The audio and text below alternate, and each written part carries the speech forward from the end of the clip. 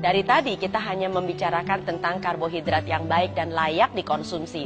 Bagaimana dengan karbohidrat yang tidak baik? Sebetulnya istilah tidak baik itu masih terlalu kejam memang. Tetapi salah-salah kita sendiri yang masih mengkonsumsinya setiap hari. Gula adalah salah satu karbohidrat yang mempunyai nilai glycemic index tinggi yang semestinya sudah bukan hanya sekedar dibatasi, bahkan kalau saya nilai tidak perlu digunakan.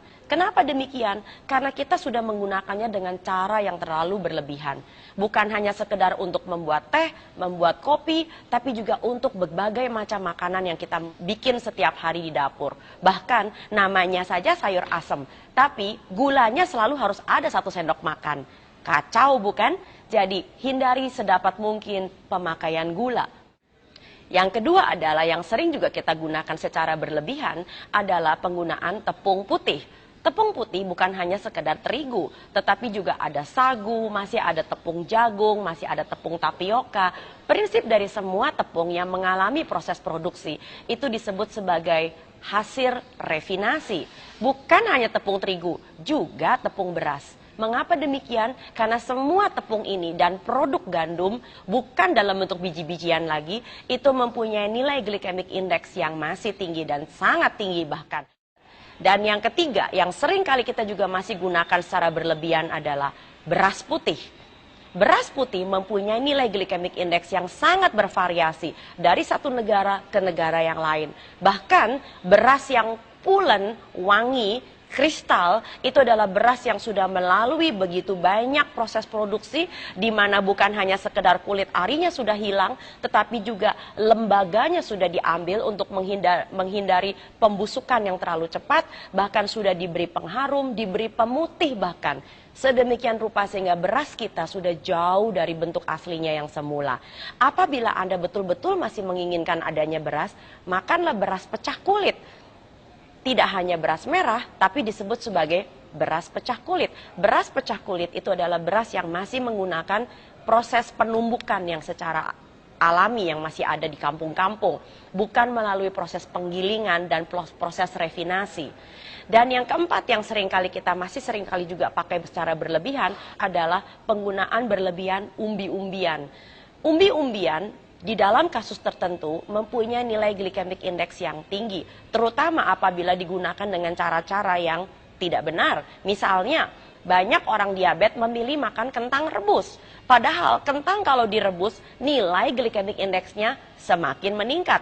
Apalagi orang Indonesia, kentangnya rebus, lalu kemudian kulitnya dibuang. Nah, justru kentang yang masih ada kulitnya, itu masih membantu agar nilai glycemic index-nya tidak terlalu tinggi. Dari tadi kita juga bicara soal nilai glycemic index tinggi yang mengganggu kesehatan manusia. Memang ada apa sih dengan nilai glycemic index yang tinggi? Makanan-makanan yang begitu mudah dicerna menjadi gula akan mengakibatkan gula darah Anda dan saya meledak dalam waktu yang sangat singkat, bahkan seringkali kurang dari 2 jam. Yang terjadi adalah badan kita mengeluarkan yang disebut sebagai hormon insulin. Hormon insulin mempunyai pekerjaan tekan gulanya, lalu kemudian di stok, disimpan.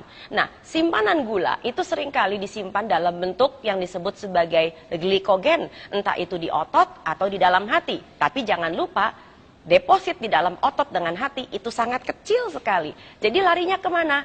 Jaringan lemak lah ya. Nah, yang terjadi adalah kalau lemak Anda semakin lama semakin banyak. Jadi pekerjaan insulin adalah tekan gulanya, simpan jadi lemak. Tekan gulanya, simpan jadi lemak. Sudah tahu kan kenapa makan karbohidrat ujung-ujungnya juga jadi gemuk, walaupun non-fat. Nah, apa yang terjadi sekarang apabila insulin Anda sudah masuk ke dalam taraf yang mengerikan, terlalu tinggi?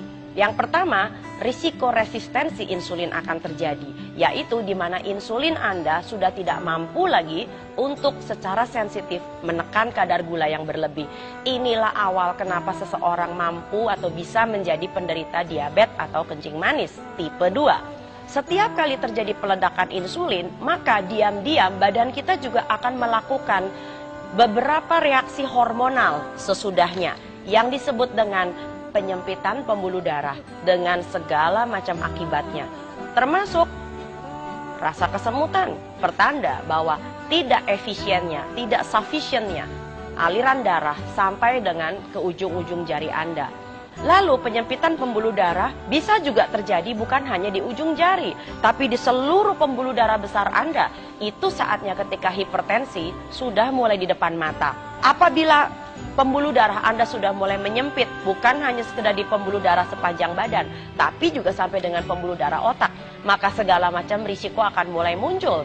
Dari stroke sampai pikun, sampai dengan pembicaraan yang kadang-kadang barangkali suka hilang atau melompat-lompat. Nah, yang lebih parah lagi kalau penyempitan pembuluh darah Anda terjadi di pembuluh darah jantung. Wah, itu udah gak ada ceritanya lagi. Risiko jantung koroner sudah di depan mata juga. Jadi nomor 1, penyempitan pembuluh darah. Yang kedua adalah apabila terjadi pengentalan darah. Dan yang ketiga adalah terjadinya penurunan daya tahan kekebalan tubuh. Daya tahan tubuh yang seringkali kita diserang oleh masalah seperti ini adalah tentang fokus. Jadi, hati-hati dengan karbohidrat Anda. Jangan sampai Anda salah pilih.